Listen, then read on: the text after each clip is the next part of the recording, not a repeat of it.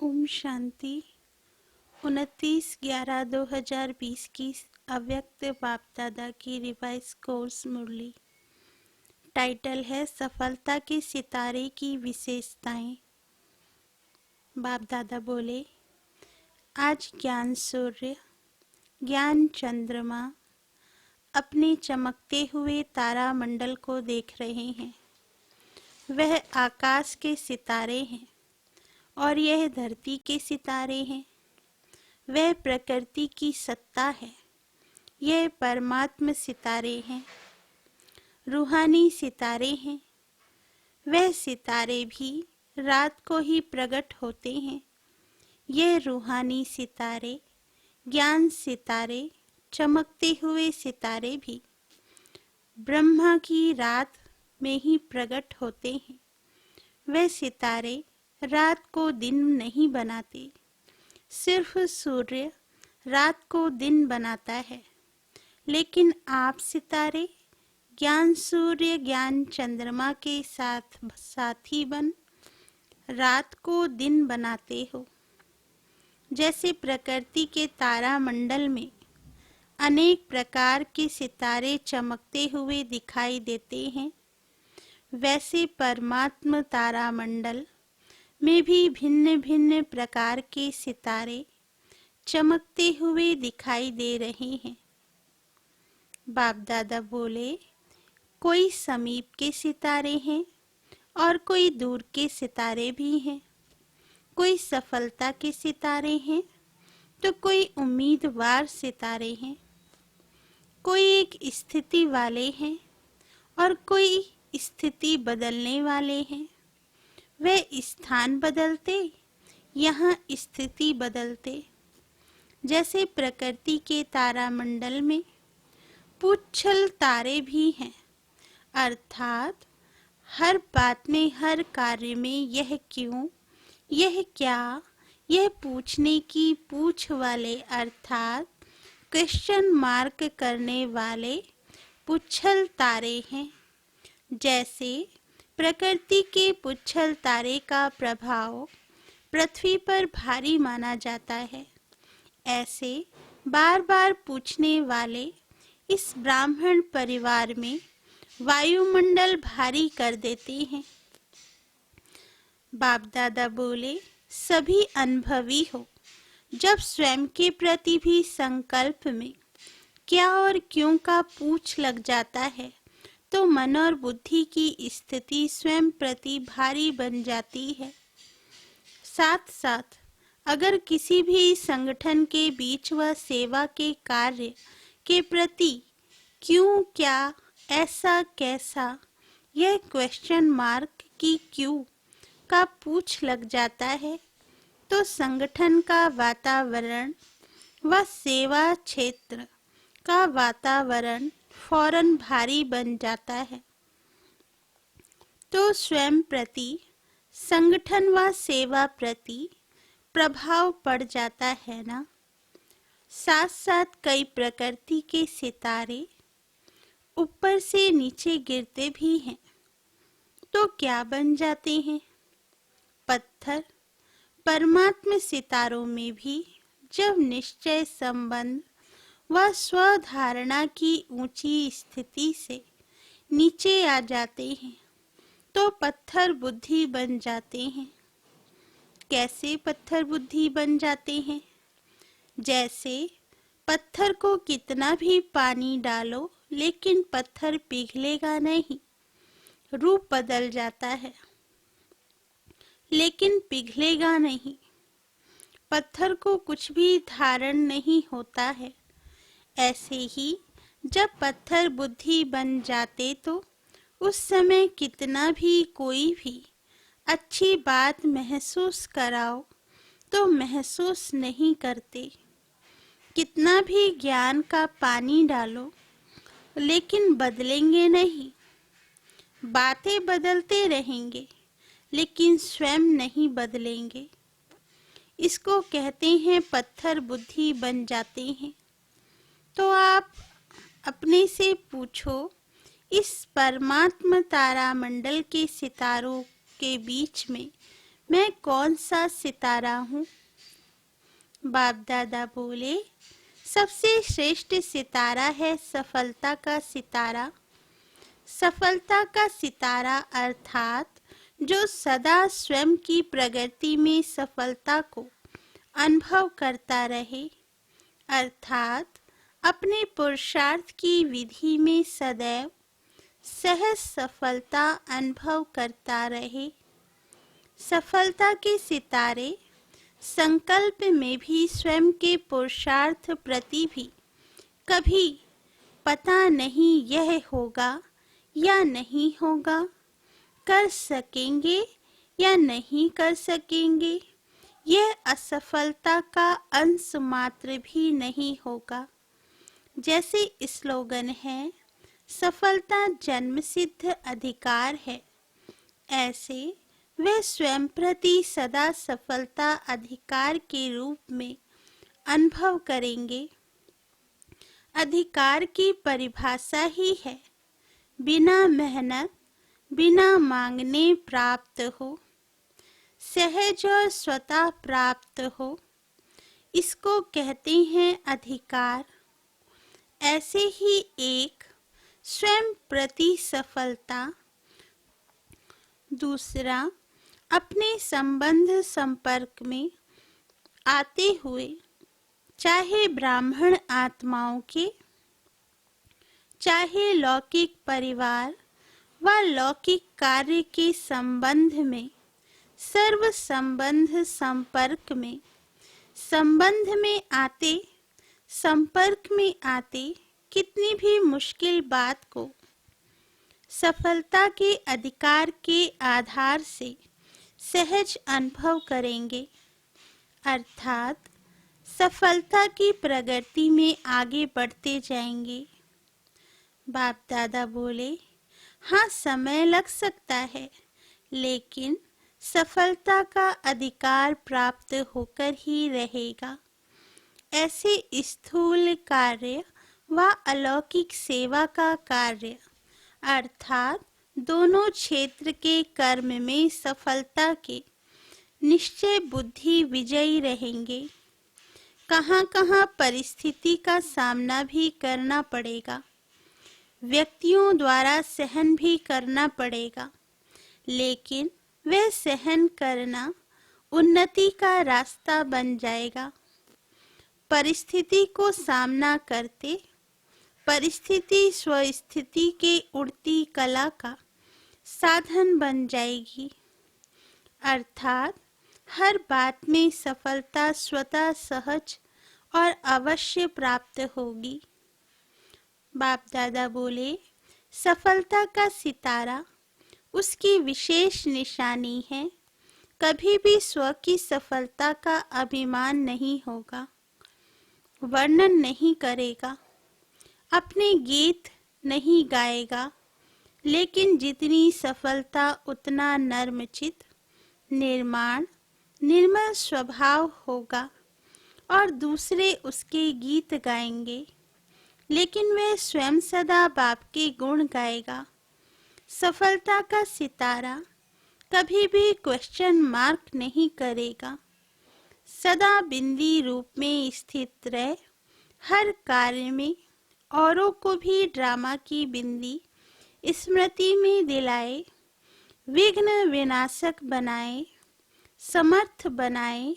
सफलता का सितारा कभी भी हद की सफलता की प्राप्ति को देख प्राप्ति की स्थिति में बहुत खुशी और परिस्थिति आई व प्राप्ति कुछ कम हुई तो खुशी कम हो जाए, ऐसी स्थिति परिवर्तन करने वाले नहीं होंगे, सदा बेहद के सफलता मूर्त होंगे, एक रस एक श्रेष्ठ स्थिति पर स्थित होंगे। चाहे बाहर की परिस्थिति व कार्य में बाहर के रूप से औरों को असफलता अनुभव हो, लेकिन सफलता का सितारा असफलता की स्थिति के प्रभाव में न आकर सफलता के स्व स्थिति से असफलता को भी परिवर्तन कर लेगा। यह है सफलता के सितारे की विशेषताएं। अभी अपने से पूछो, मैं कौन हूँ? सिर्फ उम्मीदवार हूँ व सफलता स्वरूप हूँ। उम्मीदवार बनना भी अच्छा है, लेकिन सिर्फ उम्मीदवार बन चलना, प्रत्यक्ष सफलता का अनुभव ना करना, इसमें कभी शक्तिशाली कभी दिल शिकस्त, यह नीचे ऊपर होने का ज़्यादा अनुभव करते हैं।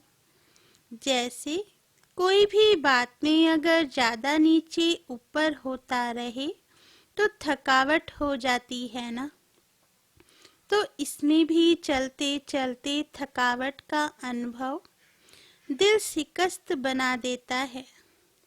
तो ना उम्मीदवार से उम्मीदवार अच्छा है, लेकिन सफलता स्वरूप का अनुभव करने वाला सदा श्रेष्ठ है। अच्छा, सुना तारामंडल की कहानी? सिर्फ मधुबन का हॉल तारामंडल नहीं है, बेहद ब्राह्मण संसार तारामंडल है। अच्छा, बाप दादा बोले, सभी आने वाले नए बच्चे नए भी हैं और पुराने भी बहुत हैं, क्योंकि अनेक कल्प के हो तो अति पुरानी भी हो। तो नए बच्चों का नया उमंग उत्साह, मिलन मनाने का ड्रामा की नूंद प्रमाण पूरा हुआ। बहुत उमंग रहा ना? जाए जाए, इतना उमंग रहा जो डायरेक्शन भी नहीं सुना। मिलन की मस्ती में मस्त थे ना? कितना कहा कम आओ, तो कोई नहीं सुना। बाप दादा ड्रामा के हर दृश्य को देख हर्षित होते हैं कि इतने सब बच्चों को आना ही था, इसलिए आ गए। सब सहज मिल रहा है ना? मुश्किल तो नहीं है ना? यह भी ड्रामा अनुसार समय प्रमाण रिहर्सल हो रही है। सभी खुश होना, मुश्किल को सहज बनाने वाले होना, हर कार्य में सहयोग देना, जो डायरेक्शन मिलते हैं उसमें सहयोगी बनना, अर्थात सहज बनाना। अगर सहयोगी बनते हैं तो 5000 भी समा जाते हैं, और सहयोगी नहीं बनते अर्थात विधि पूर्वक नहीं चलते तो 500 भी समाना मुश्किल है। इसलिए दादियों को ऐसा अपना रिकॉर्ड दिखाकर जाना जो सबके दिल से यही निकले कि 5500 के बराबर समाये हुए थे। इसको कहते हैं मुश्किल को सहज करना। तो सबने अपना रिकॉर्ड बढ़िया भरा है ना? सर्टिफिकेट प्रमाण पत्र अच्छा मिल रहा है। ऐसी ही सदा खुश रहना और खुश करना, तो सदा ही तालियां बजाते रहेंगे। अच्छा रिकॉर्ड है, इसलिए देखो ड्रामा अनुसार 2 बार मिलना हुआ है। यह नयों की खातिरी ड्रामा अनुसार हो गई है। अच्छा, बाप दादा बोले, सदा रूहानी सफलता के श्रेष्ठ सितारों को सदा एकरस स्थिति द्वारा विश्व को रोशन करने वाले ज्ञान सूर्य ज्ञान चंद्रमा के सदा साथ रहने वाले, सदा अधिकार के निश्चय से नशे और नर्मचित स्थिति में रहने वाले, ऐसे परमात्म तारामंडल के सर्व चमकते हुए सितारों को ज्ञान सूर्य ज्ञान चंद्रमा बाप दादा की रूहानी स्नेह संपन्न याद प्यार और नमस्ते। हम रूहानी बच्चों की रूहानी माता पिता बाप दादा को याद प्यार, गुड मॉर्निंग और नमस्ते बाबा, नमस्ते। पार्टियों से मुलाकात। फर्स्ट पॉइंट, अपने को सदा निर्विघ्न विजयी रत्न समझते हो। विघ्न आना यह तो अच्छी बात है, लेकिन विघ्न हार ना खिलाए। विघ्नों का आना अर्थात सदा के लिए मजबूत बनाना। विघ्न को भी एक मनोरंजन का खेल समझ पार करना, इसको कहते हैं निर्विघ्न विजयी। तो विघ्नों से घबराते तो नहीं। जब बाप का साथ है तो घबराने की कोई बात ही नहीं। अकेला कोई होता है तो घबराता है, लेकिन अगर कोई साथ होता है तो घबराते नहीं, बहादुर बन जाते हैं। तो जहाँ बाप का साथ है वहाँ विघ्न घबराएगा या आप घबराएंगे? सर्वशक्तिमान के आगे विघ्न क्या है? कुछ भी नहीं। इसलिए विघ्न खेल लगता है, मुश्किल नहीं लगता। विघ्न अनुभवी और शक्तिशाली बना देता है। जो सदा बाप की याद और सेवा में लगे हुए हैं, बिजी हैं, वे निर्विघ्न रहते हैं। अगर बुद्धि बिजी नहीं रहती तो विघ्न व माया आती है। अगर बिजी रहे तो माया भी किनारा कर लेगी। आएगी नहीं, चली जाएगी।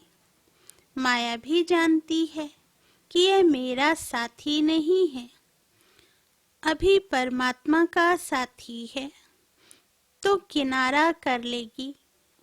अनगिनत बार विजयी बने हो, इसलिए विजय प्राप्त करना बड़ी बात नहीं है। जो काम अनेक बार किया हुआ होता है वह सहज लगता है। तो अनेक बार के विजयी सदा राजी रहने वाले हो ना। माताएं सदा खुश रहती हो, कभी रोती तो नहीं। कभी कोई परिस्थिति ऐसी आ जाए तो रोएंगी। बहादुर हो। पांडव मन में तो नहीं रोते, यह क्यों हुआ, क्या हुआ, ऐसा रोना तो नहीं रोते। बाप का बनकर भी अगर सदा खुश नहीं रहेंगे तो कब रहेंगे? बाप का बनना माना सदा खुशी में रहना। ना दुख है, ना दुख में रोएंगे। सब दुख दूर हो गए। तो अपने इस वरदान को सदा याद रखना। अच्छा, सेकंड पॉइंट, अपने को इस रूहानी बगीचे के रूहानी रूहे गुलाब समझते हो। जैसे सभी फूलों में गुलाब का पुष्प खुशबू के कारण प्यारा लगता है, तो वह है गुलाब। और आप सभी हैं रूहे गुलाब। रूहे गुलाब अर्थात जिसमें सदा रूहानी खुशबू हो।